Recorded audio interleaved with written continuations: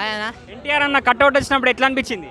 అన్న ఎన్టీఆర్ అన్న కట్అవుట్ వచ్చినప్పుడు ఆ థియేటర్లో ఆ కట్అవుట్ వస్తుంది చూడండి, నిజంగా చాలా అంటే చాలా బాగా అనిపిస్తుంది. అంటే అక్కడనే గొడవ కూడా జరుగుతుంది, ఒక గొడవ టికెట్ల కోసం అని చెప్పి. ఆ గొడవ కూడా నాకు చాలా అంటే చాలా బాగా అనిపించింది. సింహాద్రి కట్అవుట్ అనమాట, వేరే లెవెల్ అనిపించింది ఎన్టీఆర్ అన్నది. అంటే ఏమనిపించినాయి ఇంకా సినిమాలో మరి? సినిమాలో హైలైట్స్ అంటే అసలు మన సత్యదేవ్ అన్న క్యారెక్టర్ అన్న, తన రోల్ కానీ తనకి ఇచ్చిన యాక్షన్ కానీ, అంటే ఇన్ని సినిమాల్లో ఇది ఒక మంచి సినిమా, బెస్ట్ సినిమా అని అయితే నాకు అనిపించింది.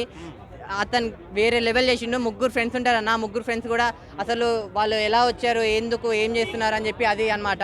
సో నాకు చాలా అంటే చాలా బాగా చూపించారు అన్న సినిమాలో.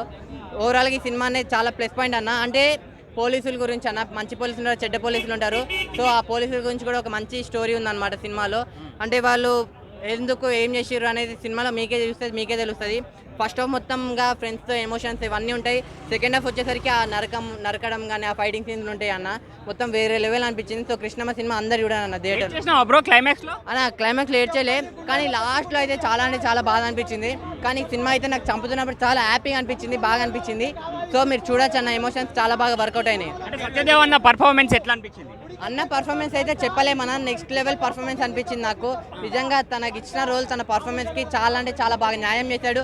సినిమా ఒక రేంజ్కి వెళ్ళిందంటే సత్యదేవ్ అన్న రోల్ అన్న మంచి, మన యంగ్లో ఉన్నప్పుడు యంగ్గా ఉన్నాడు, ముసలోడు క్యారెక్టర్ ముసలోడు కూడా చాలా అంటే చాలా బాగానే చూపించారు అన్న. సస్పెన్స్లు ట్విస్ట్ సీన్స్ ఏమన్నా ఉన్నాయా?